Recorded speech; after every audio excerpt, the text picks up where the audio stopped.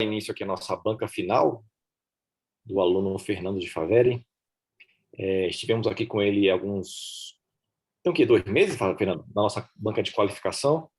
Nessa base, professor, nessa base. Então, tivemos aqui com os professores Daniel Ivodon e a professora Iris Kusowski, e foi uma banca boa, muito boa, foi uma banca ótima, né? E hoje temos a presença ilustre do professor Fábio Brasilino, a quem já agradeço, né, ter aceito aí o convite. E, claro, reforço também o agradecimento aos professores Daniel e Iris, né, terem retornado aqui para brilhantar a banca.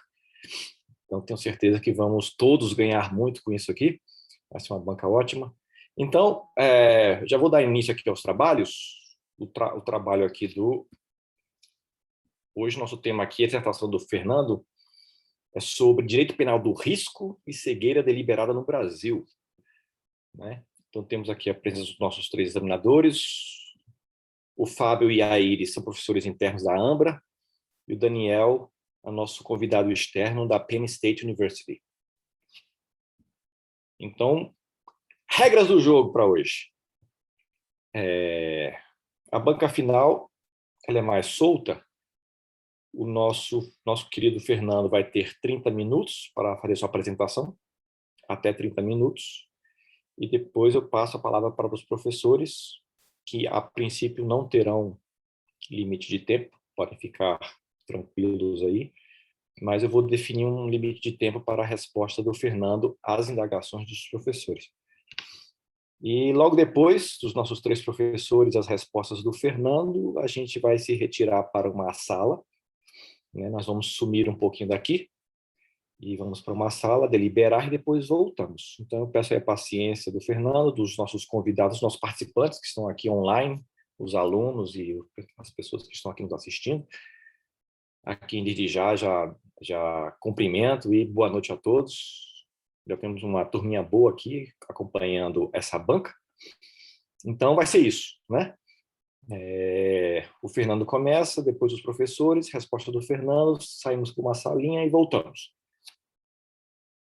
Muito bem, Fernando, tá tudo ok? Então, sem mais delongas, já passo a palavra então para os slides, professor, tá? Como? Vou compartilhar os slides aqui para ver se está tudo Isso, certo. pronto. Tá Fica à vontade.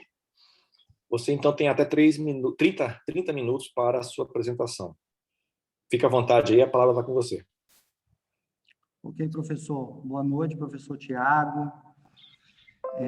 Desde logo agradeço pela disponibilidade de tempo, né? Pela orientação, por todo esse período aí que nós nos correspondemos. Professora Iris, professor Daniel, professor Fábio, a quem, né, rendo as homenagens a todos aí pela disponibilidade de tempo, né? Os 2 professores já conhecia da banca anterior, o professor Fábio conheço hoje, mas desde logo agradeço pela disponibilidade de tempo, pela presença e por todas as contribuições que certamente acontecerão, né, ocorrerão. O professor, inclusive, com uma obra de bem jurídico, né, nessa área empresarial, das mais interessantes. Agradeço também aos presentes, professor Tiago, rapidamente, a minha esposa, advogada, que está aqui certamente acompanhando, os colegas de trabalho e todas aquelas pessoas presentes aí nesse momento interessante da pós-estrito sensu. O meu tema, então, prometo seguir religiosamente aí os 30 minutos, professor Tiago. Buscou tratar da cegueira, o direito penal de risco e a cegueira deliberada no Brasil, em especial a repercussão da ação penal 470, né, vale dizer, o processo do mensalão, nos tribunais regionais federais, ou seja, na segunda instância da Justiça Federal Brasileira, precisamente aquela voltada à expressão colocada nos acórdãos desses tribunais, ok? Ou seja, a expressão cegueira deliberada inserida nos acórdãos dos TRFs de todas as regiões.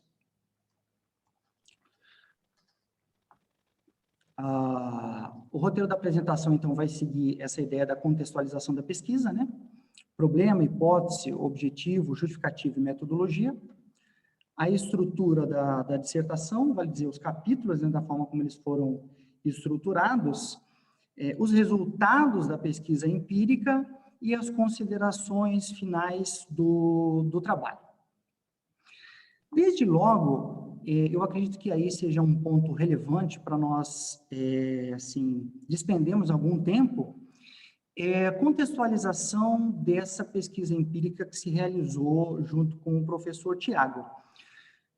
Vale dizer, um pressuposto epistemológico da pesquisa, se assim é possível dizer, é o cenário atual desse aumento dos precedentes, né, que desde logo já é possível verificar desse Instituto da Cegueira Deliberada nos TRFs, com o contexto da sociedade de risco pelo qual nós passamos, nós atravessamos, e para tanto aí parte do pressuposto, né, da obra de Ulrich Beck, da Sociedade Mundial de Risco. Então, dentro dessa contextualização, o trabalho ele analisa o Instituto da Cegueira Deliberada na jurisprudência dos TRFs. Em outros termos, de forma um pouco mais objetiva, busca-se descobrir se as decisões da Justiça Federal de segunda instância guardam correlação com o precedente do Supremo Tribunal Federal, bem como se esse instituto, né, um instituto que veio do direito anglo-saxão, está dentro de um contexto epistemológico de direito penal de risco, vale dizer, expansionista, voltado ao controle dos riscos no mundo pós-industrial ou pós-moderno, enfim. Dentro dessa lógica, o problema de pesquisa, ele vai abordar se esses acórdãos posteriores ao caso Mensalão têm correlação com o fundamento da cegueira deliberada naquele julgamento, um julgamento que durou semanas a fio, né, foi com ampla cobertura midiática, com pessoas de poderio econômico, aqueles anais do Supremo Tribunal Federal e todas as mídias de grande circulação, Rede Globo, Folha de São Paulo, com ampla cobertura por semanas. Então, a aposta de que é um julgamento coberto por essa amplitude midiática tem a legitimidade, ou formou, né, ou forjou a legitimidade para a reprodução dos seus fundamentos por todo o Brasil. Essa é a hipótese. Né? Então, vale dizer, ao importar a cegueira deliberada, o STF forjou a sua reprodução em todas as demais cortes da Justiça Federal e, no caso aqui do estudo, na segunda instância da Justiça Federal. E o objetivo, dentro desse contexto, então, é examinar se a fundamentação constante no voto dos ministros, que se utilizaram da cegueira deliberada, tem uma potencial correlação, e claro que aqui não é uma relação de causa e efeito, né? Mas é uma correlação entre os acórdãos posteriores produzidos pela Justiça Federal Brasileira de segunda instância. A justificativa nesse sentido segue a lógica de se tentar compreender a incidência desse instituto após o julgado do Mensalão, descobrindo empiricamente, né, o grau de sua aplicação pelos tribunais regionais federais. E desse modo, na medida do possível e das limitações, tentar oferecer um diagnóstico desse instituto na justiça brasileira. A metodologia, ela seguiu a coleta as fontes abertas, né, são fontes diretas, a íntegra dos acórdãos, tanto no Supremo quanto nos TRFs, adotando o lapso temporal de 22 de abril de 2013 a 22 de abril de 2020. Vale dizer, a pesquisa foi iniciada e terminada na mesma data, né, isso foi intencional, para cobrir pelo menos uma margem aí de 7 anos de pesquisa dos acórdãos, cujos verbetes, né, estão expressamente voltados à cegueira deliberada pelos tribunais. E após essa coleta empírica de dados, esses resultados foram sistematizados, seguindo o tribunal de origem, né, a data da publicação, o tipo penal que foi utilizado da cegueira deliberada, a natureza do provimento, se condenatório ou não, e a forma pela qual a teoria foi aplicada pelos desembargadores, e bem como se houve a citação expressa ou não do caso Mensalão. Então, o primeiro capítulo está estruturado basicamente nesse pressuposto epistemológico, que é o direito penal na sociedade contemporânea, tentando...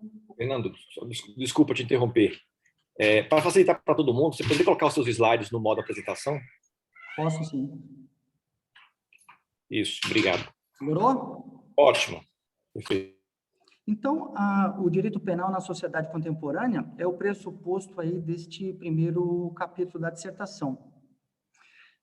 Voltado a analisar a questão da pós-modernidade, essa sociedade de risco, né? Se essa pós-modernidade, essa sociedade de risco, eles trouxeram uma nova ideia de direito penal, e aí nós temos exemplos marcantes aí de acontecimentos voltados a confirmar a teoria de Ulrich Beck, né, da Sociedade Mundial de Riscos. E como é que essa sociedade de riscos se relaciona ao dolo, né, se relaciona à intenção do cometimento do delito, se o dolo, como era entendido na década de 40, por exemplo, na teoria finalista, é o mesmo dolo hoje do século XXI, nessa sociedade voltada aos riscos. E eu digo dolo nesse sentido porque a cegueira deliberada vai incidir justamente nesse ponto, né? Ela incide no elemento subjetivo da teoria do crime. Vale dizer, nós temos um dolo que pode ser direto ou eventual, e a cegueira deliberada, no mais das vezes, servirá como um instituto de equiparação da conduta ao dolo eventual, um pouco diferente do que o conhecemos, mas ela servirá como assim uma espécie de ponte epistemológica para que se consiga incidir o elemento subjetivo em condutas que a princípio não haveria essa incidência. Seguindo, no capítulo 2, no capítulo seguinte, se ingressa diretamente na cegueira deliberada, e aí tem toda a análise histórica, né, um tanto quanto rápida, mas assim, a análise histórica da Inglaterra, os precedentes dos Estados Unidos, né, ela surge no contexto inglês, porém se aprofunda no contexto americano, uma breve inserção sobre o Código Penal Modelo, né, que vai tratar do elemento subjetivo lá no direito americano, alguns precedentes já de um país de civil law, no país de direito romano-germânico, que é a Espanha, né? E em seguida, propriamente, o caso brasileiro, né? Iniciando por uma visão geral sobre a cegueira deliberada, e aí, em seguida, tratando do seu surgimento no Brasil, o caso Banco Central, o Banco Central de Fortaleza, né? A primeira vez a utilizar, que você tem conhecimento da utilização da teoria, e depois a ação penal 470 e também a Operação Lava Jato, ainda que de forma tangencial, né, porque ela não é o nosso foco aqui, a Operação Lava Jato, entretanto, entendi que era importante também mencioná-la nesse contexto. E aí, no final, haverá uma estruturação de todos esses tribunais regionais federais, como é que eles viram e vêm aplicando essa teoria e com análise caso a caso dos votos dos desembargadores, quando a cegueira deliberada consta expressamente no acórdão, na redação final do acórdão dos tribunais. Feito esse panorama geral da dissertação, é impossível não iniciar pela premissa epistemológica dela, que é a Sociedade Mundial de Risco de Ulrich Beck, né, o autor falecido aí no ano 2015, que basicamente defendeu e ainda ressoa muito no contexto nosso do direito penal, essa ideia de relações sociais marcadas pelos riscos. Vale dizer, esses riscos, eles exigem modificações não apenas no direito criminal, mas em todos os ramos do direito, né?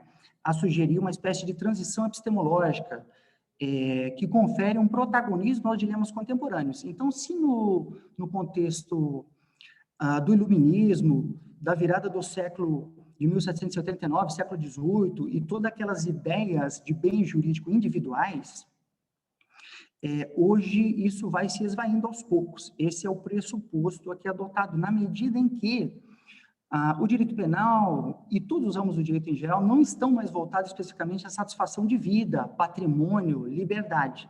Nós temos hoje aí moralidade administrativa, meio ambiente, né?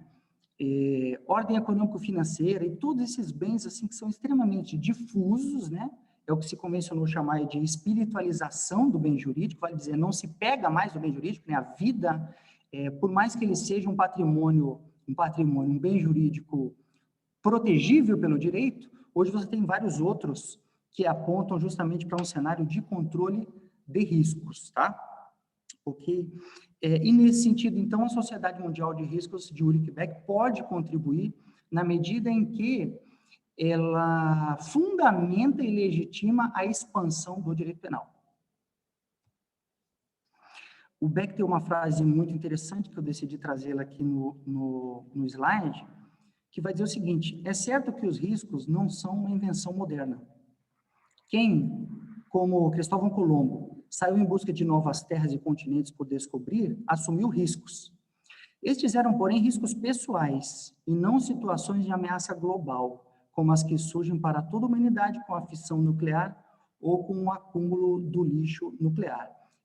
Essa frase, ao meu entender, ela é muito simbólica nesse sentido e mostra a essência do contexto de Ulrich Beck, com algumas imagens abaixo ali, Chernobyl, o 11 de setembro de 2001, Brumadinho e a própria Covid-19 que transformou nossas vidas, e que se não fosse a velocidade tecnológica, por exemplo, dos aviões, não haveria, obviamente, essa dissipação como ocorreu agora, tal qual, por exemplo, né, outras pandemias que chegavam por navio, né, demoravam às vezes semanas ou meses para se espalhar por todo o globo. Então, esse contexto é muito pertinente, não obstante, obviamente, seja necessário sempre uma filtragem um tanto quanto latino-americana, no sentido de que Cristóvão Colombo, essa é uma ressalva que, né, não muda nada sobre a citação, mas ele não descobriu novas terras, né? Nós já tínhamos pessoas morando aqui que foram dizimadas. Então, propriamente, não é um descobrimento. Foi um genocídio que ocorreu no continente latino-americano. Agora, a exceção dessa discussão tanto quanto antropológica, né, discussão sobre descobrimento, ou se já haviam nativos aqui ou não, o fato é que aquele risco era assumido pelo Cristóvão Colombo, né, pelo indivíduo, pela pessoa, com algum risco, obviamente, para as nações que investiam naquelas grandes navegações. Agora não, agora a situação mudou, né, um erro ou um problema numa usina nuclear vai atingir pessoas indeterminadas, por anos indeterminados e de consequências indeterminadas. Então, basicamente, o direito penal, ele se expande em direção ao controle de bens transindividuais, como o meio ambiente e as relações financeiras. Em tal sentido, o combate à corrupção e lavagem de capitais se tornaram temas centrais aí do século XXI. O controle das relações financeiras, né, moldaram o cenário de importação e desenvolvimento da cegueira deliberada no Brasil. Então, ali nós temos uma imagem do assalto ao Banco Central de Fortaleza, né? No meio aí um diário do caso Mensalão, da obra publicada ali pela Fundação Getúlio Vargas, e a terceira foto, a terceira imagem ali do posto de gasolina que deu origem aí ao nome Lava Jato.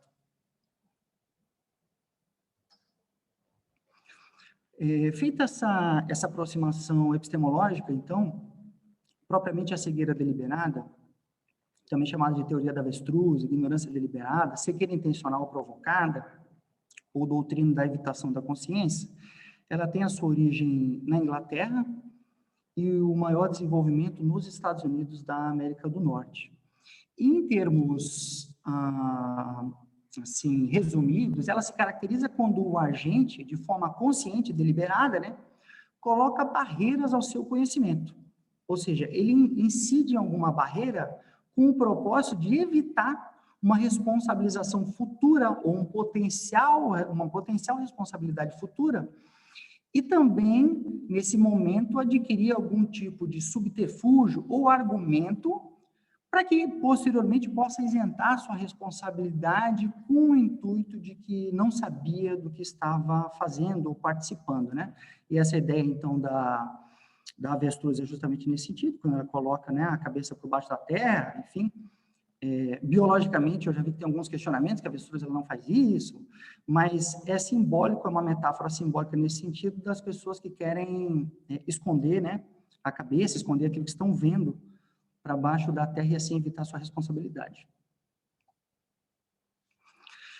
O caso leading case, então, é a Regina versus Sleep, que aconteceu na Inglaterra, no ano de 1861, quando, então, ocorre a embarcação de alguns equipamentos por parte de um proprietário de uma empresa de navegação, sendo que alguns desses objetos eles pertenciam à coroa britânica. E justamente o indivíduo, ao final, alegou que ele não tinha como conferir aqueles objetos que estavam ingressando, né, para serem transportados aí no porto, e que ele não teria como ver, caso a caso, qual tinha ou não a imagem, né, da coroa britânica, e assim saber que ele não deveria ter embarcado sem autorização aí da realeza. E aí, então, incide um caso seminal, uma ideia seminal de que você não viu, mas deveria ter conferido aquilo que embarcou dentro do seu navio, né?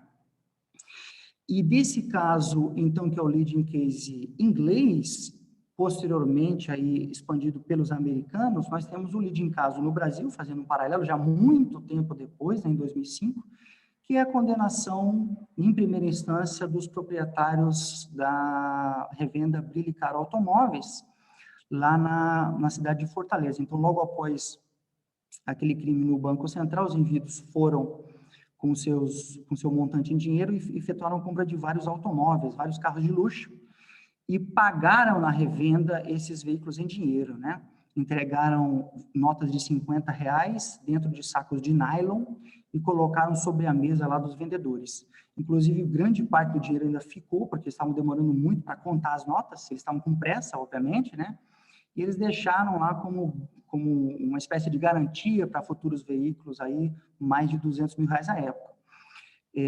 Então, esses proprietários vieram a ser condenados depois pela Justiça Federal de primeira instância, na medida em que eles deveriam ter feito essa cautela, ter tido essa cautela no momento da venda daqueles automóveis,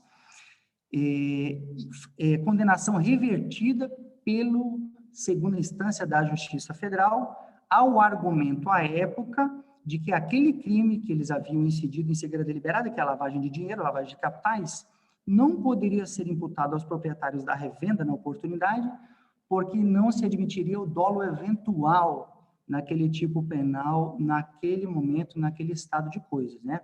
Inclusive, houve uma mudança posterior da lei de lavagem de capitais, deixando tanto quanto mais claro a possibilidade do dolo eventual em tais casos. Contudo, o acórdão seminal de segunda instância da Justiça Federal, apesar de ter absolvido os proprietários da revenda, o acórdão não afastou a cegueira deliberada no Brasil. Não houve uma absolvição inconcreta de um caso específico, contudo, não houve nenhum tipo de incompatibilidade, segundo os desembargadores à época, entre a decisão proferida, aquela absolvição, e o Instituto da Cegueira Deliberada no Brasil. Passados aí alguns anos, veio o caso Mensalão aí com muita força, né? E o protagonismo da cegueira deliberada volta à cena com todo o status e glamour possível, considerando os julgamentos televisionados aí pela TV Justiça, ao vivo, né? Com todos aqueles debates entre relator, revisor e aquelas discussões que todos acompanhamos certamente à época. No capítulo, então, visto essa situação, vale dizer, capítulo 1º, a sociedade de risco, capítulo 2º, a cegueira deliberada no exterior e no Brasil, o terceiro e último capítulo, então, busquei analisar, na medida do possível, né, a jurisprudência dos TRFs, cujas emendas constavam expressamente essa expressão cegueira deliberada. Então, desde logo é possível ver no primeiro quadro, né, um quadro que sintetiza, assim, de uma forma um tanto quanto global, os resultados da pesquisa, a proeminência do TRF4, né, destoa. É possível perceber que nesse lapso de tempo pesquisado, o TRF4 tem 112 decisões, onde a cegueira deliberada consta expressamente na ementa. Se nós buscarmos decisões fora das ementas, temos mais de 1.000 decisões no TRF4. Já os outros TRFs têm quantidades basicamente inexpressivas de cegueira deliberada, né? Então, o TRF1, 4, TRF2, 6, TRF3, 8 e o TRF5, 6. Então, perceba que, por exemplo, no ano de 2019, que foi o último ano visto assim, de janeiro a dezembro, de uma vez, né? Não teve nenhum acordo no TRF1, nenhum acordo. No TRF2, 1, no TRF3, nenhum. E já no TRF4, né? 32 decisões mencionando a cegueira deliberada no corpo de sua redação final desses arestos. O que, obviamente, obviamente não, mas uma das relações possíveis para isso seja a Operação Lava Jato, obviamente, mas fora disso é perceptível como a aceitação é muito grande nesses estados abrangidos aí pelo TRF4 com relação à aplicação da teoria. Para além disso, as ementas, elas são muito interessantes porque mostram quais tipos penais que a cegueira deliberada ela vai acabar incidindo. O senso comum talvez levasse a inferir que são grandes operações ou grandes esquemas de lavagem de capitais para prender grandes pessoas com potencial econômico, como, né, na esteira de Sutherland, lá, né, os crimes do colarinho branco e crimes análogos, quando na verdade não é isso, né? Quando na verdade não é isso. Os tipos penais pesquisados, eles são os mais toscos possíveis, né? A criminalidade tosca, né, do ponto de vista criminológico, vale dizer aquela criminalidade não refinada. A cegueira deliberada se concentra ali e basicamente 41% das emendas estão vinculadas ao crime de contrabando e descaminho, né? E se nós aprofundarmos um pouco mais ainda nessas emendas, veremos que grande parte deles é transporte de cigarros. Transporte de cigarros. O indivíduo transportando cigarro do Paraguai para o Brasil, acaba tendo uma abordagem em especial, principalmente ali no estado do Paraná, e esses indivíduos vêm a alegar que desconheciam a carga, eles foram contratados para trazer uma carga, mas que não sabiam e não conferiam o que tinha dentro das cargas. E aí acabam sofrendo a incidência da cegueira deliberada e condenados por dolo eventual na medida que, se não conferiam as cargas, deveriam ter conferido o que estavam transportando. Então, basicamente, essa é a ideia geral que se concentram as condenações aí pela cegueira deliberada. Em seguida, nós temos o artigo 273, com 10% das incidências, vale dizer, aquele crime de venda de medicamentos ou qualquer tipo de remédio não autorizado pelas agências de vigilância sanitária, pelo Ministério da Saúde, enfim, e que também tem relação com esses medicamentos trazidos aí do exterior, novamente, principalmente do Paraguai, pessoas abordadas nesse sentido com a quantidade de medicamentos não autorizados pela vigilância, e aí acabam incidindo no artigo 273 do Código Penal. Um percentual menor aí de tráfico de drogas, né, 8% na lei de drogas, 6% no tráfico de armas, e o dado aqui que me chama bastante atenção é esse número de 4% na lei de lavagem de dinheiro. Então, vale dizer, a última coisa que serve para a aplicação da cegueira deliberada é a lavagem de dinheiro. Nessa pesquisa, obviamente, né, com esses parâmetros que foram adotados. Então, para muito longe de um grande combate a esquemas financeiros de lavagem, a cegueira deliberada, ela expande o direito penal para crimes toscos, cometidos toscos no sentido de não refinados, né? E basicamente é para isso que ela serve no âmbito dos TRFs. Aí a finalidade da teoria também foi feito um percentual de aplicação, né? Para que ela serve nos tribunais regionais federais, e quase 80% então dela serve como um fundamento de fixação do dolo. Vale dizer, eu não sei se esse indivíduo cometeu esse crime a título de dolo ou culpa. E se ele cometeu a título de dolo, eu não sei dizer se é a título de dolo direto ou eventual. Direto possivelmente não foi, porque eu não consigo comprovar. O dolo direto, por exemplo, o indivíduo está trazendo uma carga de cigarros e é pego em Foz do Iguaçu. Contudo, por meio da cegueira deliberada, eu chego à conclusão de que sim, ele deveria ter conferido essa carga, e se não conferiu, ele se pôs em situação de cegueira deliberada e, em tal sentido, agiu em dolo eventual. Então, o Instituto, na realidade, ele alarga o elemento subjetivo, né, considerando que nós não temos previsão legal para cegueira deliberada no Brasil, né, e serve como um claro fomento de expansão da punição, seja bom ou ruim, né, independente do mérito, mas a consequência prática é essa, então, fundamento de fixação do dolo. Em 15% dos casos, e aqui talvez a parte mais subjetiva, né, da pesquisa empírica, é a conclusão de que eu cheguei de que se trata de um reforço teórico. Vale dizer, já tinha elemento para condenar o indivíduo por dolo, já havia elementos nesse sentido. Contudo, é muito comum os desembargadores usarem essa expressão: olha, ele agiu em dolo direto. Porém, se não estiver em dolo direto, agiu em cegueira deliberada. E, portanto, em dolo eventual. Logo, eu uso uma espécie de pedido alternativo, né, como se fosse uma petição inicial, ou seja, um pedido alternativo. Se não foi dolo direto, então foi dolo eventual pela cegueira deliberada. Vale dizer, não precisava ter usado aquela expressão, aquilo ali não acrescenta em nada, só perde em nível científico do ponto de vista epistemológico aquela decisão. E, então, eu classifiquei como um mero reforço teórico de um dolo que já existia. E, por fim, um percentual menor de 6% é a teoria afastada, né? A turma criminal, enfim, o colegiado, dependendo do tribunal, ele afasta a teoria e entende que a cegueira deliberada não pode ser aplicada no Brasil. Um percentual bem menor, mas aqui, claro que nós temos que ter a filtragem de que a grande maioria das decisões vem do TRF4, que aceita a cegueira deliberada. Consequentemente, esse fundamento de fixação do dolo está muito restrito a ela em tal sentido, né? Algo que já não acontece em outros tribunais regionais federais. E aqui interessante também, já caminhando para o final, professor e professores, qual é o fundamento que a decisão que o relator toma para legitimar o uso da cegueira deliberada no Brasil? Então, a ação penal 470, no final das contas, ela é muito pouco usada. Ela é muito pouco usada como elemento de fundamentação da cegueira deliberada no Brasil.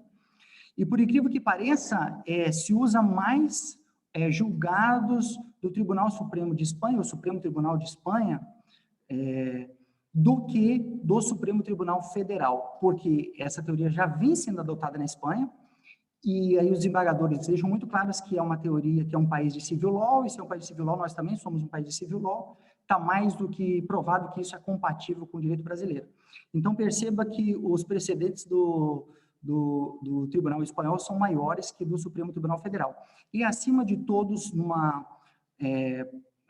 preponderância muito acima de todos os demais, a legitimidade são acordos do próprio tribunal. Então, a turma se refere à própria turma para utilizar a cegueira deliberada. Então, eles são uma espécie de decisões, assim, autorreferenciadas, né? Essa turma já decidiu em tal sentido, consequentemente, adoto novamente aqui os fundamentos da decisão tal, sem recorrer mais ao precedente do pretório excelso. Os dados consolidados, de forma, então, final, eles vão apontar a cegueira deliberada como uma espécie de terceiro gênero, né, do elemento subjetivo, uma equiparação ao dolo eventual, em resumo, incidência nos mais diversos tipos penais, com predominância no contrabando e descaminho, e a fundamentação judicial majoritariamente legitimada por meio de precedentes do próprio tribunal e com uma alta incidência de referências do tribunal espanhol. E em considerações finais, então, eu consegui apontar, entendo que é possível inferir, primeiramente, antes de mais nada, e não menos importante, que não existe uma cegueira deliberada, mas vários, considerando que não há uniformidade nessas decisões, né? Então, você percebe que, no julgamento do caso Mensalão, a ministra Rosa Weber adotou fundamentos que são completamente diferentes de fundamentos, por exemplo, completamente diferentes não, mas um tanto quanto diferentes de julgados do TRF, e por sua vez, entre os TRFs isso vai variar, e há uma falta de critérios absoluta, sendo que prevalece uma eleição de precedentes favoráveis a determinada fundamentação, tal como se faz ordinariamente em peças jurídicas com o propósito de legitimar, então, a incidência do dolo eventual. A baixa quantidade de citações da ação penal 470, recorrentes na maioria das vezes decisões do próprio tribunal, e fato não necessariamente, aqui é importante dizer, né, que indica a ausência de influência do Supremo na cegueira deliberada, considerando que ao longo do tempo, me parece um tanto quanto natural que ao passar dos anos e o caso Mensalão ficar esquecido, é natural que acabam usando referências jurisprudenciais de fatos mais recentes, né? Até porque antes e depois do Mensalão, a cegueira deliberada, ela se multiplicou de forma geométrica. Contudo, não há referência da ação penal 470 expressa nos votos dos desembargadores. E aqui as últimas três conclusões, que é pouco cotejo analítico, né, na aplicação da cegueira deliberada, à luz do caso concreto, vale dizer, na maioria das vezes são fórmulas genéricas, reproduzidas de modo idêntico em várias decisões, com evidente consequência no aumento da expansão penal e redução do standard probatório.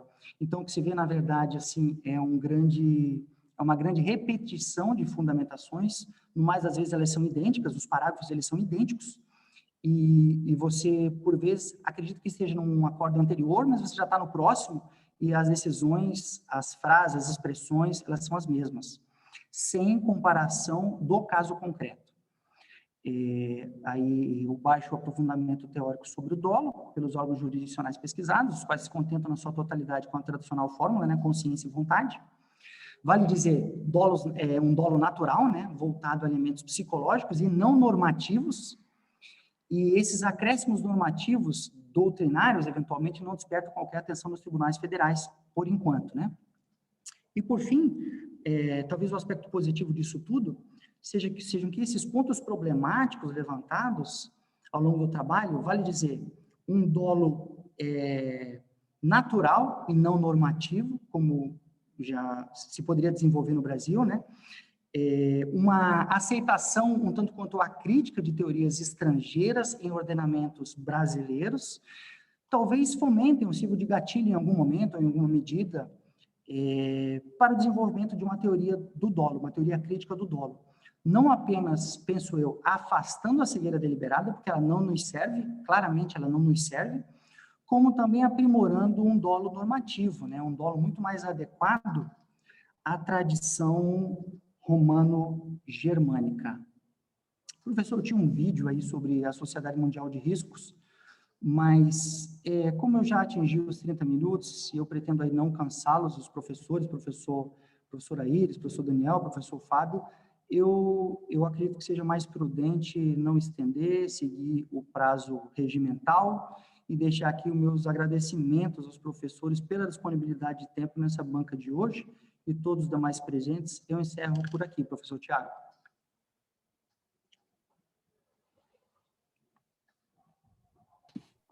Vou ligar meu microfone aqui. Ótimo, Fernando, parabéns, ótima apresentação, muito obrigado aí. Acho que estou com... Vocês estão me ouvindo bem, não estão? Uma intermitência aqui. Bom, então vamos passar agora para os professores examinadores. Seguindo o protocolo aqui da AMBRA, nós começamos com o nosso convidado externo. Eu passo então a palavra para o professor Daniel Ivodon, da Penn State University. O professor Daniel, ele atua nas áreas de direitos humanos, conflito armado e análise econômica do direito. Professor Daniel, você tem aí, então, não vou impor nenhum tempo, né? Você fica livre para use o tempo que eu achar mais adequado para suas considerações sobre o trabalho do Fernando. Você tem a palavra. Eu não vou me alongar muito, não, porque a apresentação do Fernando ela foi muito completa, muito rica. Te parabenizo mais uma vez, Fernando, pela sua apresentação. O seu trabalho é um trabalho muito sólido, muito coeso, e a gente consegue perceber com muita facilidade o seu domínio sobre o tema.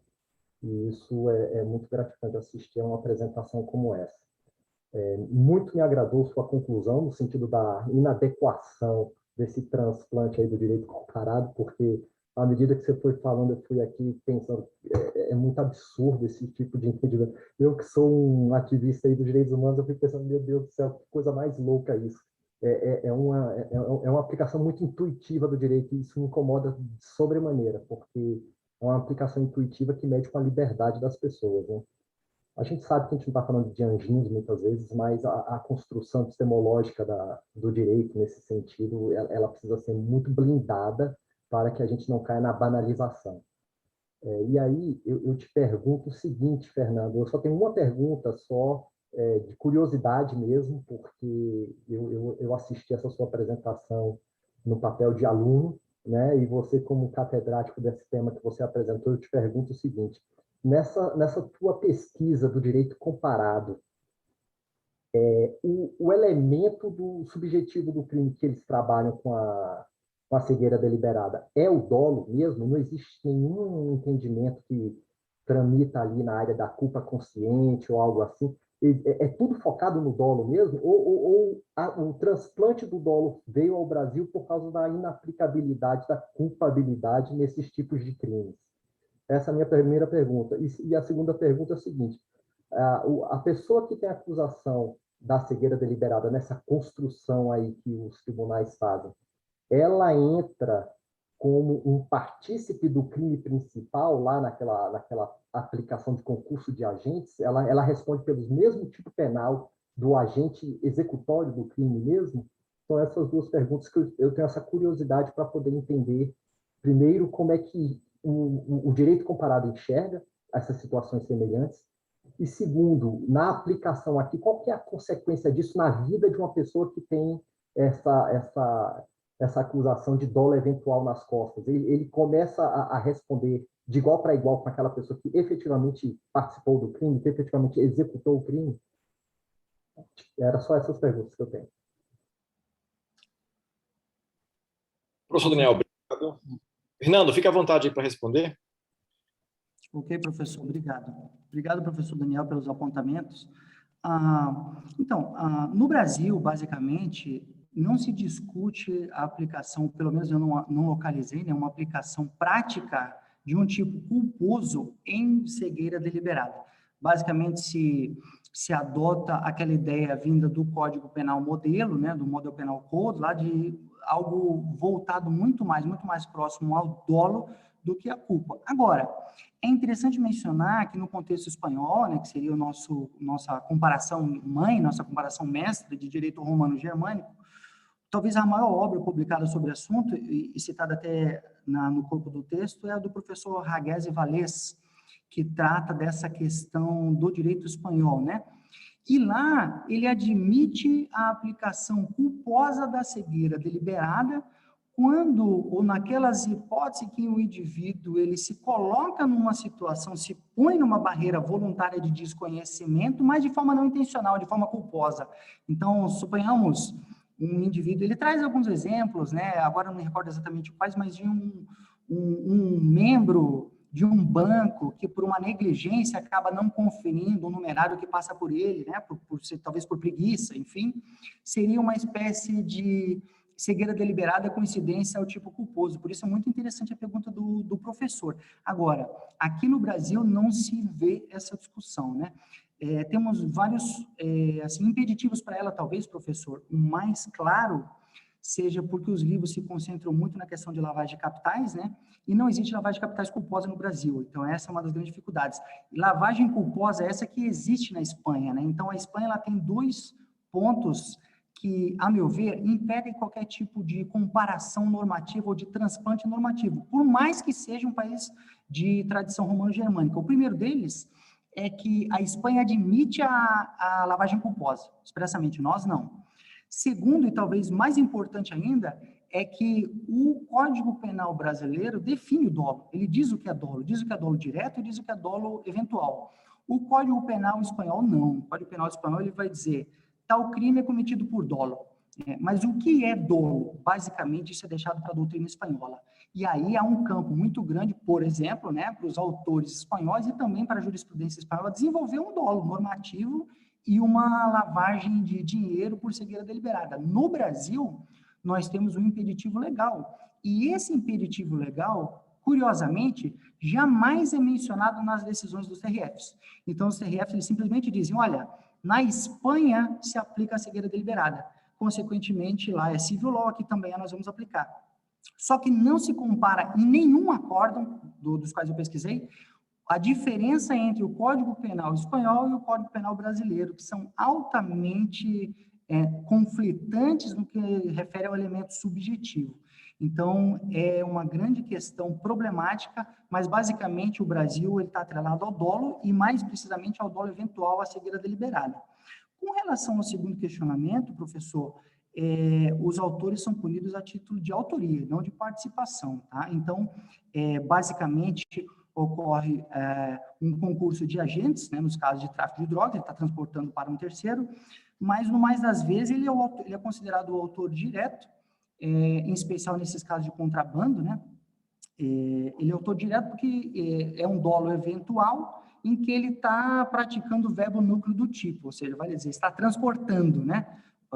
Ou está, enfim, remetendo, vale dizer, ele se encaixa no verbo núcleo do tipo, consequentemente, se entende que, ainda que ele não tenha encomendado, por exemplo, mas ele está praticando um ato de autoria direta, e não há condenação a título de participação, mas sim de autoria, seja em concurso, lá no artigo 29 do Código Penal, né, quem de qualquer modo concorre para o crime, ou seja no caso de autoria direta, que é a grande massa de condenados, e isso talvez seja o ponto auge na minha visão, né, que me surpreendeu, é que a teoria serve justamente para isso. Talvez ela tenha vindo com uma intenção da ação penal 470 nobre, né, mas, no ponto de vista prático, ela atinge a clientela típica do direito penal, como sempre, de pessoas desfavorecidas, e é para isso que ela tem servido no direito penal brasileiro.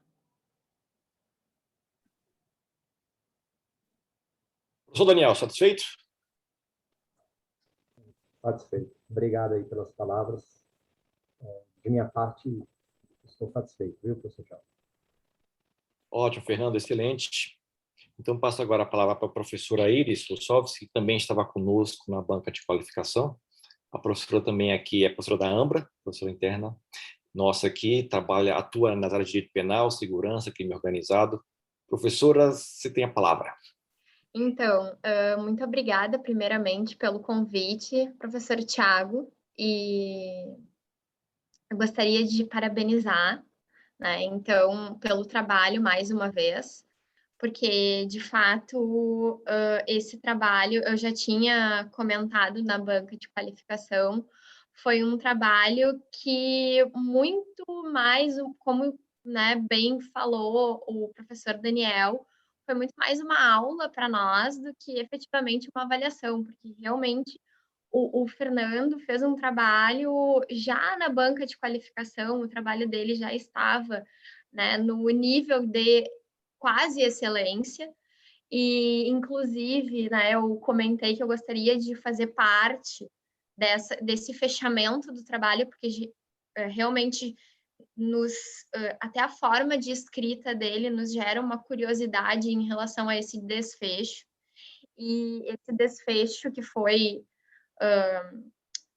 feito pelo Fernando foi excelente, né? Inclusive, a minha leitura do trabalho foi feita num domingo, né, ontem, e confesso que foi uma leitura muito leve, né, que inclusive fez o meu domingo ser assim produtivo nesse sentido, porque de fato o trabalho está excelente. Eu já tinha feito algumas leituras sobre, né, a cegueira deliberada, a questão do dolo eventual e a questão especificamente sobre a lavagem de dinheiro, porque, enfim, é onde a gente tem mais atuações, né? Eu acabei atuando em mais processos relacionados à lavagem de dinheiro.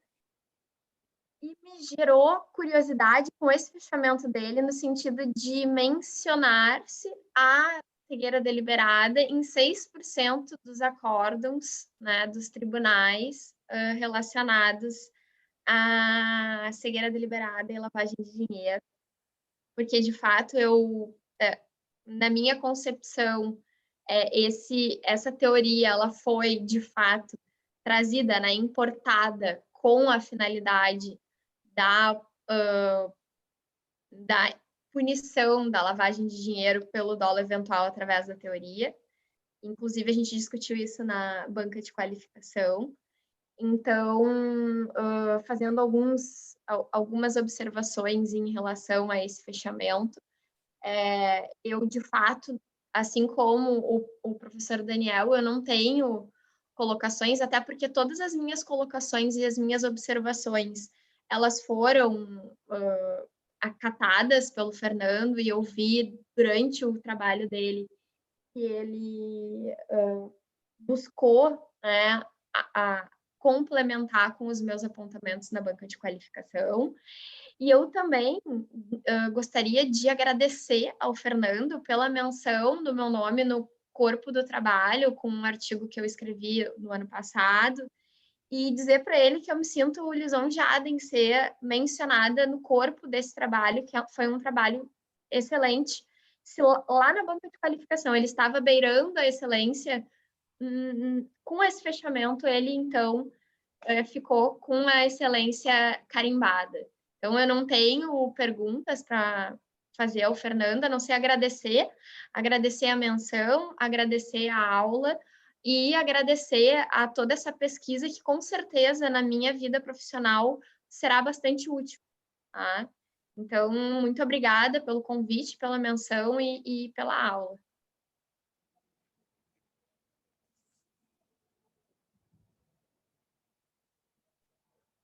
Professor, o senhor está no mudo. Ô, gente, desculpa, eu sou atrapalhado com essas coisas aqui. Professor, obrigado aí pelas palavras, pela mensagem. O Fernando certamente merece, tudo isso. Fernando, você gosta de dizer alguma coisa? Sim, gostaria de agradecer as palavras, professor. E, na verdade, para mim é uma honra tê-la na banca, né, professor de altíssimo gabarito, e ouvir essas palavras na banca ainda são muito melhores. Certamente a professora, eu acredito que tenha percebido que todas as anotações que eu fiz, eu incorporei, né, professor? Todas, inclusive a pessoa, né, que a monografia ela estava transformei, acreditei que ficou, inclusive, melhor, e agradeço do fundo do meu coração todas as observações que foram feitas, que tornaram o texto muito melhor, e muito obrigado mesmo por toda a contribuição. Meus parabéns, Fernando. Por mais alunos como tu. Excelente. Então, vamos agora passar a palavra para o nosso professor também, aqui da Ambra, o Fábio Brasilino, que atua na área de direito empresarial. Meu querido Fábio, novamente te agradeço aí a presença, por ter aceitado o convite. A palavra é sua. Muito obrigado, professor Tiago. Eu fico feliz em ter recebido esse convite. Em um primeiro momento, Fernando, eu até pensei em declinar, porque eu falei, o que eu posso contribuir com um trabalho como esse? Mas daí eu dei uma olhada e falei, bom, vamos verificar aí o que a gente consegue fazer, e fiquei muito feliz em ter agradecido, em ter aceito, né, de participar desse trabalho. Então, eu agradeço aí ao professor Tiago, cumprimento os demais professores aqui que estão presentes.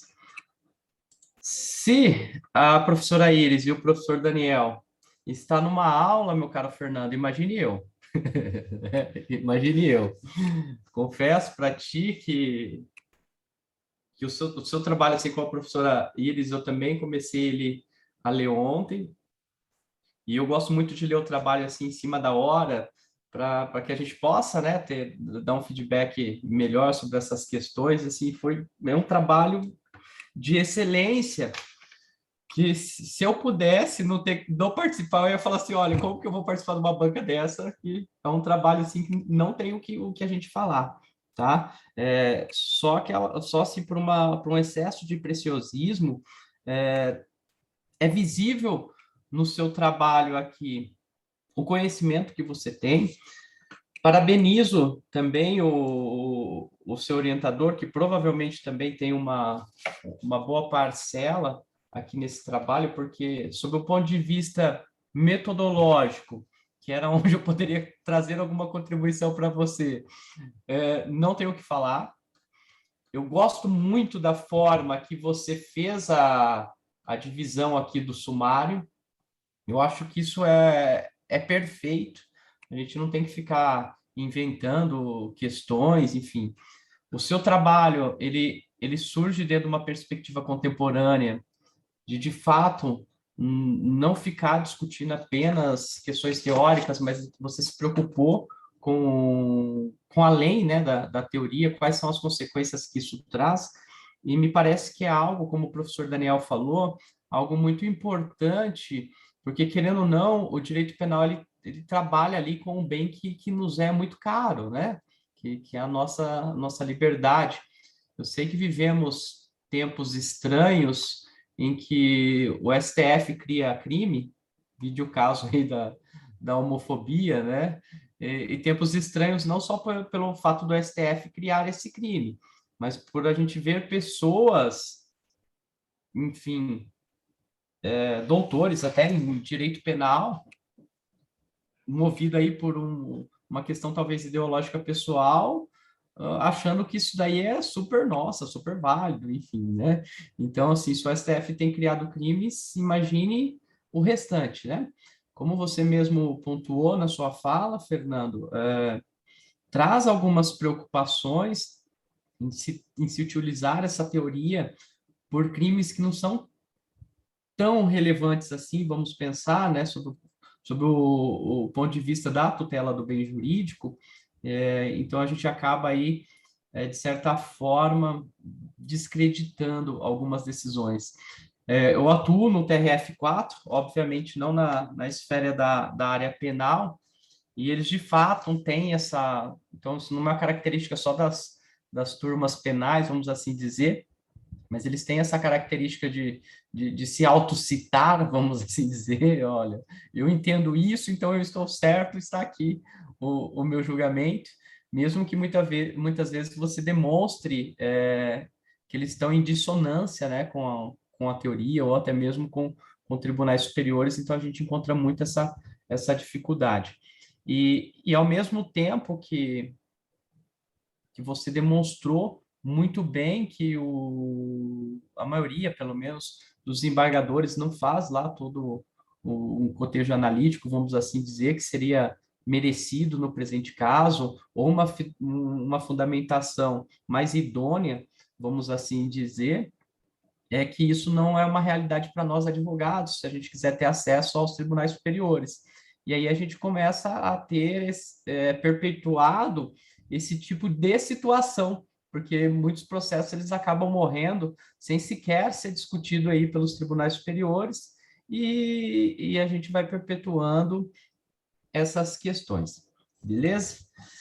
Bom, como eu disse, eu não teria nenhum questionamento a fazer, até porque dentro das limitações que eu tenho, dentro da temática, Fernando, mas eu gostaria de te escutar mais um pouco. Você apresentou muito bem, você fala muito bem, você tem um conhecimento muito grande, e eu aqui, como um verdadeiro espectador, eu gostaria de escutar mais um pouco você. E aqui só algumas curiosidades, tá? Um primeiro questionamento, que algo... Esse primeiro capítulo seu foi um capítulo que eu gostei bastante da forma que você escreveu, porque essa é uma preocupação que eu tenho também, são autores que são referência para mim também. Eu queria saber de você o que você entende para nós do direito, né? Eu vi toda a discussão que você fez da pós-modernidade, mas o que você entenderia aí, a título de curiosidade mesmo, tá, Fernando? Qual que seria o marco da pós-modernidade para nós, para o direito, tá? Pelos estudos aí que você fez. Uma outra questão que eu teria, e aqui é por uma curiosidade pessoal, tá? Porque o que acontece? Muitas vezes, isso não é algo só do Poder Judiciário, mas muitas vezes a gente vê na academia também, talvez enfim, para falar que o seu trabalho é um trabalho melhor, enfim, mas a gente vê muita importação de doutrina estrangeira, de decisões estrangeiras, de legislação estrangeira, que na verdade não caberia, né? Diferente aqui do seu trabalho, que você faz uma análise muito criteriosa. Então, quer dizer, você plasma tudo aquilo que você está falando para o direito brasileiro ali e você demonstra o porquê. Então, talvez essa questão de eu citar mais o Supremo Tribunal da Espanha do que o nosso Supremo Tribunal seria um negócio para dar um tom de erudição, vamos assim dizer, né, nessas decisões judiciais. Mas aí vem a minha dúvida. Nesses casos, você acredita que não necessita, por exemplo, vamos pegar lá a questão do contrabando, tá? Você acredita que não precisaria de aplicar essa teoria, vamos assim dizer, que o nosso direito seria suficiente para, por exemplo, ter uma condenação? Porque assim, eu vendo enquanto cidadão, né, e dentro das minhas limitações de direito penal, me parece que se o cara foi pego com o contrabando, ele tem que ser condenado mesmo, porque senão seria fácil, né? Todo mundo fala que não sabia e aí, não sabia que seria a tese primeira a ser aplicada por toda e qualquer pessoa, né? Então, essa primeira pergunta. E complementando isso, se dentro dessas questões que você viu, e aqui até chamando atenção aqui na sua conclusão, que foi uma conclusão muito boa, que você fala ainda que há tempo, né, para a gente corrigir essas questões, se você já pensou ou se você entende como necessário ou não, né, mas se você já pensou em alguma solução para que eu não precise aplicar esse instituto, mas o que eu poderia fazer? Claro que no decorrer do seu trabalho você colocou lá algumas opções, como, por exemplo, tornar uma modalidade culposa, enfim. Mas para a gente pensar além da culpa e do dolo, se você pensou em algo a mais. Do mais, é só parabenizar você, Fernando, e ao professor Tiago. E a Ambra, ela vem proporcionando para mim alguns momentos assim muito fascinantes, vamos assim dizer, na minha carreira como docente, que fica um pouco difícil depois da gente participar de um trabalho desse e a gente ter que participar de outras bancas com trabalhos não tão de excelência assim. Então, Fernando, se algum aluno for reclamar que o professor Fábio Brasileiro participou de uma banca, eu vou falar, ó, vai falar com o doutor Fernando lá, porque a culpa foi dele. Porque aqui, olha, você elevou bastante o nível, né? E aí os próximos trabalhos a gente quer assim também. A gente acostumou, a gente quer. Beleza? Meus parabéns, meu caro. Ótimo, professor, obrigado. Fernando. Ok. Desde logo, agradeço ao professor Fábio pelos apontamentos. Professor, eu confesso que é natural de quem vai apresentar, né, pesquisar sobre a pessoa, isso é natural, aquela pesquisa prévia, e desde logo eu fiquei fascinado com o seu livro, professor, sobre bem jurídico, e acredito que hajam, inclusive, conexões possíveis aí, né, dessa coisa dos bens difusos e a obra do professor, que inclusive já encomendei. Agora, em relação aos pontos propriamente ditos, professor, o primeiro questionamento talvez seja o mais difícil, que é o marco da pós-modernidade, né? Veja, é uma grande dificuldade na medida em que nós não tivemos, assim, como foi a modernidade, a Semana da Arte Moderna, né? Nós tivemos a Semana de 22, Tarsila do Amaral, e a pós-modernidade não teve isso, né? Então, ela não é um marco muito claro. Agora, a maioria dos autores situa, e eu concordo, com a queda do Muro de Berlim, final da década de 80, e talvez o grande incidente, e aí haja uma conexão direta com Beck, seja Chernobyl, né? O mundo foi antes e depois de Chernobyl, na medida em que se verificou que um incidente ou um crime daquele, né, seja como se queira chamar, não prejudicou o cientista, enfim, A, B ou C, mas gerações a fio, e não há vítimas determinadas, porque até hoje as pessoas estão morrendo de câncer. Então, talvez esse seja o grande marco histórico, vale dizer, que até Beck situa e alguns autores nesse contexto, queda do Muro de Berlim e acidente de Chernobyl. E do ponto de vista do direito, como o professor mencionou, eu acredito que no direito brasileiro, né, são esses marcos de dominação dos bens difusos, né, que eu acredito que até haja conexões, então, com todas essas legislações de bens difusos, desde a Constituição de 88, se é possível, né, porque ela traz um rol de bens aí, de meio ambiente, todos se tornaram direitos fundamentais. E aí nós temos as legislações, né, a lei dos crimes ambientais, a lei de drogas, a lei de terrorismo, que nós temos, é uma lei mais recente. Agora temos aí essa discussão sobre o Estado Democrático de Direito e esses crimes. Então, me parece que aí nós vamos permear várias áreas do direito, a depender do caso. O neoconstitucionalismo entra nisso, né? A força dos princípios, o desapego à legislação propriamente dita, e esses fenômenos eles vão se intercambiando e se mostrando, ainda que não haja um marco fixo. Do ponto de vista temporal, eu citaria Chernobyl, e do ponto de vista teórico, aí eu acho que nós temos três grandes teóricos que eu gosto muito, e são como marcos, que é Beck, Bauman, né, e a modernidade líquida, tem essa discussão se é liquidez, usa pós-modernidade, depois usou mais, e Anthony Giddens, né, que vai tratar dessas questões aí da pós-modernidade. E no Brasil aí nós temos alguns incidentes que também são muito claros, talvez como um marco da sociedade de risco. Eu acredito que o melhor seja para nós aqui Mariana e Brumadinho. Nesse sentido, eu acredito que são bons marcos temporais, ainda que essa coisa seja difusa, né, e atemporal, para muito além do que se deu na modernidade, a queda da Bastilha em 1779, enfim, você não tem esses marcos. E é interessante que eles são frutos da pós-modernidade. A pós-modernidade ela é difusa, as pessoas estão confusas. A ciência já não tem mais a sua validade, a Terra já não é mais plana. Então, tem todas essas discussões, nós não temos mais os parâmetros a que nós podemos nos fiar. O segundo questionamento do professor, que fala sobre, mas o que fazer então? Se essa teoria não é boa, o indivíduo que está carregando, né, uma tonelada de cigarro atrás do carro, ele vai dizer que não sabia. E, de fato, professor, é um ótimo questionamento, porque nós temos esses parâmetros que são difíceis do nosso dolo. Agora veja que interessante, professor. Uso o caso do meu ilustre orientador, professor Tiago. Professor Tiago, o senhor, eu não lembro exatamente o ano, mas o senhor participou da CPI de Brumadinho, se eu não estiver enganado, CPI de Brumadinho, né? Eu não lembro o ano da CPI, mas no relatório final da CPI de Brumadinho, que certamente o senhor participou ali daquela redação, o professor Tiago, isso já faz alguns anos, né, professor? Cita ali... Oi?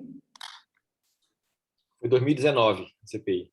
2019. No relatório final da CPI de 2019, professor Fábio, pelos membros da comissão do Senado, eles mencionam a necessidade de nós objetivarmos o dolo, vale dizer, de nós usarmos elementos normativos para o dolo e não mais elementos naturais. Então, eu acredito, professor Fábio, ao fim e ao cabo, que seria interessante, e perceba, a CPI está documentada, está na internet o relatório final, e, basicamente, os tribunais ignoram solenemente. Não sei se é porque é um documento que vem do Poder Legislativo ou por algum outro tipo de, como o próprio professor mencionou, né, essas vaidades, enfim. Aí nós temos vários fatores reais que talvez influenciem nisso. Agora, o fato é, quando o Código Penal brasileiro diz que depende o dolo de consciência e vontade, não necessariamente nós precisamos dizer, professor, que é a consciência do ponto de vista psicológico. Consciência do ponto de vista psicológico. Não necessariamente, porque essa consciência psicológica ela é válida, ela veio de 1940 com o finalismo. Agora, perceba, o professor Luiz Greco, que talvez seja um dos grandes teóricos do direito penal hoje, né, catedrático lá da Alemanha, tem um exemplo muito interessante, quando ele menciona que, olha, o aluno tem uma prova num dia X. Num dia anterior à prova, ele basicamente sai com os amigos e bebe todas, e passa a madrugada toda bebendo e chega na prova completamente embriagado. O resultado é um só, ele não consegue acertar uma questão, é um desastre a prova. O colega de sala dele diz, fulano, o que aconteceu? Aí ele diz assim, olha, eu não queria que isso acontecesse, eu não queria tirar essa nota. E aí o professor Luiz Greco vai dizer, olha, você queria sim. A conduta que você fez no seu pré-prova significa que você quis o resultado desastroso. E aí ele conclui, olha, o querer não precisa ser um elemento psicológico, não precisa ser um elemento que eu tenho que recorrer a algo que eu jamais vou conseguir, que é a cabeça do indivíduo, saber se ele sabia que tinha cigarro ou não. Mas, basicamente, eu posso fixar critérios normativos. Então, do ponto de vista normativo, você queria ir mal nessa prova. Porque olha o que você fez logo antes dela. Então, eu acredito que seria muito mais condizente com o nosso ordenamento jurídico, seria muito melhor. Então, basicamente, eu fixar elementos normativos de que o indivíduo que trabalha com transporte de carga tem a obrigação normativa de conferir o que tem lá dentro. Basicamente. E aí eu fixo um dolo do ponto de vista normativo. Eu não quero saber o que se passou pela cabeça dele, eu quero saber do ponto de vista normativo, é isso que nós vamos aplicar daqui para frente. Como já se faz com a culpa, né? A culpa é imprudência, imperícia ou negligência, não interessa o que ele estava pensando naquele momento. Se ele passou o sinal vermelho acima da velocidade, você basicamente adotou uma conduta imprudente. Então, em conclusão, professor, seria muito mais interessante que nós normatizássemos o dolo, como já se faz na Alemanha há mais de 2 décadas, como a CPI de Brumadinho mencionou com maestria lá do professor Tiago, do que nós recorrermos a estrangeirismos que não tem nenhuma relação conosco, os Estados americanos não têm, é uma outra tradição, sem qualquer elemento, e por mais que haja causas nobres nesse sentido, e que tenha havido na Lava Jato, enfim, todas aquelas discussões, isso não é próprio, é muito ruim do ponto de vista da ciência, e a ciência perde com isso, sendo que nós temos outras formas, talvez, muito melhores para chegar no mesmo resultado, e sem necessariamente recorrer a estrangeirismos desnecessários. Obrigado, Fernando. Só por curiosidade também, quando você fala sobre esse ponto de... que eu estou aprendendo aqui mais do que os demais professores, tá? Então, não é que eu sou chato, não, é que eu fico curioso mesmo. Não, é porque na sua fala, eu pensei muito dentro do direito privado, alguns marcos que a gente tem quando a gente sai por exemplo, no Código Civil, 2002, da boa-fé subjetiva para a boa-fé objetiva, né? Ou quando a gente fala em matérias de contratos, quando a gente sai da autonomia da vontade para a autonomia privada, né? A gente traz aí outras perspectivas. Nesse caso, você acha que seria possível, dentro de uma perspectiva de teoria geral, ou teria que ser feito de crime a crime? A depender, porque o exemplo que você deu seria mudar o tipo, né? Mudar o crime ali, vamos assim dizer. Sim. Não, professor, eu acredito que o mais, assim, sensato seria em sede de teoria geral, na medida em que temos, talvez, duas opções que sejam as ideais. A primeira seria que se incluísse elementos normativos no novo Código Penal, que está sendo gestado aí já há algumas décadas, né, no Congresso. Agora, a nova redação não muda nada, ela acrescenta alguns elementos, mas ela continua com subjetivismos muito fortes. Então, o mais sensato seria que nós conferíssemos interpretação conforme, né, usando uma expressão, interpretação conforme desse artigo, de modo a permitir elementos normativos, um dolo normativo a qualquer tipo penal, e não dependesse da incidência da lavagem de dinheiro ou do contrabando. Até porque, professor, penso eu, que por mais que essa intenção de se condenar as pessoas com lavagem de dinheiro, você não consegue manter essa interpretação fechada, você não segura os tribunais mais. Então, por exemplo, a título de exemplo, essa ideia que começou ali no TRF4 com a lavagem, já está preponderante agora no contrabando e descaminho. E eu menciono agora aqui no caso concreto, no meu trabalho na Justiça Estadual, percebo colegas aplicando a cegueira deliberada na Justiça Estadual, no furto, no roubo, na droga. Então, havia droga no carro, se você não sabia, deveria saber. De modo que não tem mais controle para isso. O Tribunal de Justiça de São Paulo já começou a aplicar a rodo, e aí a confusão hermenêutica ela já não tem mais qualquer tipo de segurança. De modo que o melhor é que nós excluíssemos essa teoria, daqui em algum momento alguém, né, já há muita resistência a alguns TRFs, tá? O TRF do Paraná, ele é muito forte nesse sentido, mas outros, de outros locais, eles afastam a teoria de plano. E que nós normativizássemos o dolo para todos os tipos penais. E com relação ao direito civil, que o professor mencionou, que também não é uma área que eu atue, mas eu acredito que esse bem jurídico empresarial, toda essa ideia de crescimento do bem jurídico às empresas, é basicamente uma ideia pós-moderna, porque o bem jurídico está atrelado ao patrimônio do indivíduo, da pessoa física, né? Da vida da pessoa física. Então, a partir do momento que se elege um bem jurídico empresarial, interessantíssimo, é uma tônica que eu acho que claramente a gente pode fazer uma interface com a pós-modernidade. Legal, meu caro. Estou satisfeito. Obrigado aí por ter essa preocupação de ter visto aí o meu livro. Na realidade, para formular o conceito, eu trabalhei com a ideia do professor Luiz Regis Prado. Eu trouxe alguns elementos lá do direito penal, então tem essa conexão. Só uma sugestão para você. Eu acho que o seu trabalho é tão bom, assim, a sua ideia é tão boa, que se eu fosse você, eu faria um artigo e proponho uma redação de lei. Que, quem sabe, né? Pensa aí em algumas revistas dentro da área do direito penal, que daí, assim, não saberia te indicar quais são, assim, mais influentes, vamos assim dizer, mas propõe uma redação de um projeto de lei ou algo assim, porque eu acho que valeria muito a pena. E você mereceria aí ter esse reconhecimento, né, e contribuir aí com a sociedade. Obrigado, professor Tiago. Ótimo, professor. Brasilino, obrigado. Fernando, obrigado pelas respostas precisas e objetivas. Bom, pessoal, então agora eu peço paciência aos participantes, quem nos ouve. Nós vamos então, e claro, ao Fernando também, vamos nos retirar, né? É o nosso protocolo aqui, o procedimento aqui de banca.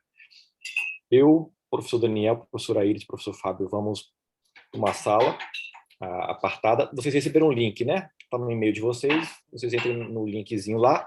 Automaticamente nós vamos sair desta e nos encontramos lá daqui a alguns segundinhos, né? Então peço a todos os que ficam paciência. Fernando, por favor, A gente volta já já, ok? Vamos lá, então.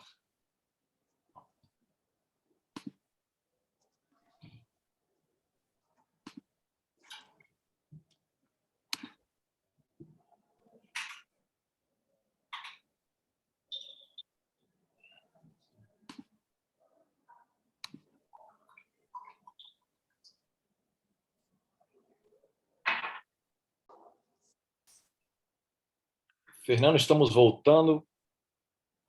Acho que os professores ainda não voltaram, né? Não, acho que ainda não.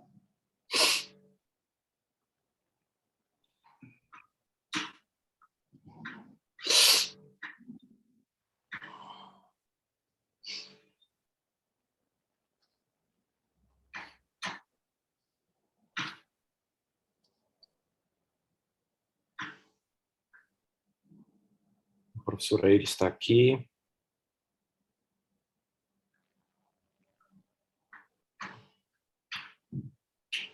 Bom.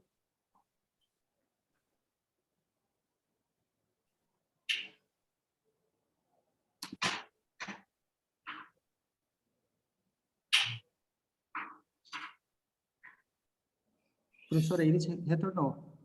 Professora Iris, faltam o professor Fábio e o professor Daniel, que ainda não voltaram.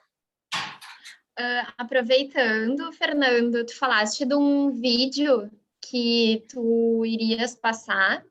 Se não for te pedir muito, eu não sei se esse vídeo tá... Se depois tu puder nos passar o link desse vídeo para a gente poder olhar. Se a professora me autorizar, eu vou postá-lo no Instagram e marco a professora e, precisando, aí eu envio por e-mail, se achar. Excelente. Legal. Por gentileza, Fernando, eu gostaria de ter acesso ao vídeo também. Ok. Aí eu vou marcando os professores.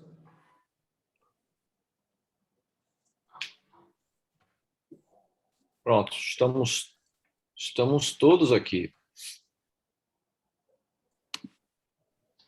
Bom, Fernando, obrigado por ter esperado.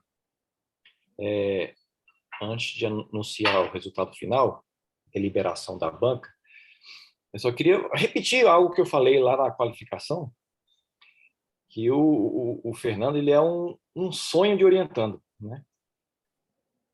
Andou com as próprias pernas, autônomo, independente, ativo, escrita precisa, metodologicamente preciso. Eu não tenho crédito nenhum, né? O Fernando nadou esse mar aí praticamente sozinho. Sabia muito bem o que queria, foi preciso em todos os capítulos, fechou bem, encadeamento lógico, foi realmente fora da curva, né? Um profissional excelente lá em Bruges, um professor também da área, não podíamos esperar menos dele, né? Aprendemos todos, né? A apresentação foi uma aula, o texto é uma aula, né? Parabéns, Fernando, nós ficamos muito orgulhosos aí com o seu trabalho. E já comunico para você que a banca recomendou aprovação com nota máxima, né? Nota 100, e publicação, né? Vamos recomendar a publicação do seu texto, né? A Ambra, né? Ela costuma publicar, mas a professora Iris também, ela tem alguns contatos que ela acha que valeria a pena você explorar, né? Para a publicação do texto, aí você adota a estratégia que achar mais conveniente, mas nota 100 para você, publicação, excelente trabalho, você está de parabéns, viu? Obrigado a todos aí pela presença. Fernando, a palavra é sua. Quer falar alguma coisa? Professor, gostaria de agradecer, né, inicialmente, claro, agradecer ao professor, a orientação, a paciência, né, desde o primeiro encontro que nós tivemos, professor, agradecer por tudo, agradecer pelos ensinamentos. Professor, tem uma crítica à questão ontológica, né, ao nexo de causalidade ontológico, quando eu fui descobrir. O professor Tiago tem uma publicação, acho que já faz uns 30 anos, né, professor? E hoje tem gente publicando como se fosse novidade. Eu descobri um professor lá do CEUB, da década de 90, um livro. Então como a gente aprende, assim, conhece coisas que às vezes é uma novidade, que as pessoas já escreveram sobre isso há décadas. Então, para mim é uma grande honra, professor, tê-lo como meu orientador. E, ao mesmo tempo, agradecer, obviamente, o professor Daniel, a professora Iris, por todos os apontamentos, né? Acolhi todos. É uma honra tê-los na banca. O professor Fábio, que certamente eu soube, né, agora, por último, do ingresso na banca, então farei, inclusive, a inclusão nos agradecimentos, né, professor Fábio, sem dúvida, antes do depósito final, farei a inclusão dos agradecimentos, da obra, dos ensinamentos, tudo eu vou fazer essa inclusão na dissertação final, porque certamente aprendi muito. Uma banca tipicamente sulista, né, com os colegas do Rio Grande do Sul, do Paraná, com alguma pitada de candangos no Planalto Central. Gostaria de agradecer a presença da minha esposa, que está aqui, está me bombando aqui no WhatsApp, né, não para, a família toda, né, porque, querendo ou não, são eles que se incomodam e faz o texto, vai para o quarto, fecha a janela. Um colega de trabalho que eu vi aqui, o colega João Lucas, que revisou todos esses dados, né, que é um trabalho braçal também, de ficar pesquisando TRF, e essa pesquisa também contou com a ajuda de revisão dos colegas, os colegas da AMBA, o professor Alfredo, que eu já vi que está aqui, a família em geral, e a todos muito obrigado, foi uma honra tê-los aqui, e inclusive já passei a seguir o professor Fábio, que eu vi que está no Instagram também. O professor Daniel eu não achei, o professor Daniel Odon, eu acho que não tem Instagram, né, professor? O professor Tiago eu sei que tem, o professor Daniel eu não localizei. Eu tenho, mas meu Instagram não tem nada de profissional, viu? Eu só uso o LinkedIn como profissão, Instagram, então você vai falar, é outra pessoa. Você já deve ter passado lá, vai falar assim, não, esse é outro sujeito. Umas maratonas, né, em corridas, né? Corridas. Triatleta, Daniel. Ai, que legal, Daniel. Eu também sou maratonista. Olha aí, do meu time, tá vendo? Essa aqui é a melhor banca da Ambra, tá vendo? É a melhor banca. A galera com a mente ventilada.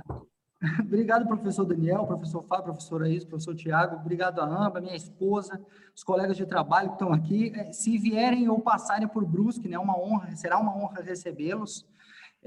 Fui colega de faculdade de um advogado chamado Ângelo, que é de Londrina, professor Fábio, formado na UEL, na Universidade do Professor. Quem sabe não é um conhecido, né? As idades eu acho que são aproximadas, Ângelo Pesarini. E então, aqui estamos a 30 quilômetros de Balneário Camboriú, 40 minutos de Blumenau. Se quiser visitar um Brusque, não tem, Brusque tem a van que você compra, mas tem aqui Balneário Camboriú e a Oktoberfest aqui. Será uma honra, minha casa está aberta, foi um grande prazer, uma grande honra do fundo do meu coração. Muito obrigado. Ótimo, Fernando. E eu esqueci de mencionar, pessoal, quem não sabe, né? Vocês viram que no texto do Fernando ele bebe muito da sociologia, né? Tem uma interdisciplinaridade bem interessante. O Fernando tem vídeos excelentes sobre cinema e criminologia no canal dele no YouTube e no Instagram. Vale a pena seguir. Legal. Eu achei fantástico essa interdisciplinaridade dele. Muito bom. Obrigado. E, professor Alfredo, até comentei aqui com o pessoal que a Ambra ela tem tornado a minha vida um pouco mais difícil. pela qualidade aí dos alunos, pela qualidade dos textos, né? Isso dificulta muita gente, porque aí você vai participar em outra instituição, aí você quer a mesma coisa, você quer o mesmo nível, né? E nem sempre é uma realidade nossa. Então, assim, tem me colocado em alguns dilemas, vamos assim dizer, mas sob um ponto de vista bom. E parabéns mais uma vez, Fernando. Acredito que esse seu trabalho aí foi, olha, muito bom mesmo. Muito bom. Excelente, professor. Alguém gostaria de falar mais alguma coisa? Ou podemos encerrar? Eu queria só parabenizar o Fernando e avisar que a titulação dele foi com Laura. Então, parabéns, Fernando. É a terceira titulação com Laura que a gente tem aqui na Ambra. Entrei para dar o aviso. E obrigado, Fernando, por ter escolhido a Ambra para o seu mestrado. Satisfação enorme ter você aqui ao longo desses últimos 2 anos e meio. E vamos manter contato agora que você entrou para o grupo de alumni da Ambra. Muito obrigado, Fernando, e parabéns pela defesa, por chegar nessa reta final. Obrigado, professor Tiago, pela orientação, e os membros da Branca, Daniel, Fábio e Iris. Muito obrigado a todos. Excelente, Alfredo. Parabéns, Fernando. Obrigado, professores, por terem aceitado o convite. Obrigado, Muito participante. obrigada. Pessoal, Obrigada boa pelo noite. convite e pela aula aí, né? Mais uma vez. Ótimo, ótimo. Aprendemos todos, né? Vamos dormir mais leves hoje. Obrigado, gente. Boa noite, bom descanso. Nos vemos por aí, em outras bancas. Boa noite a todos. Até Boa noite, mais. pessoal. Tchau, Tchau, tchau. gente. Boa Fernando, noite, parabéns. Fernando. pessoal.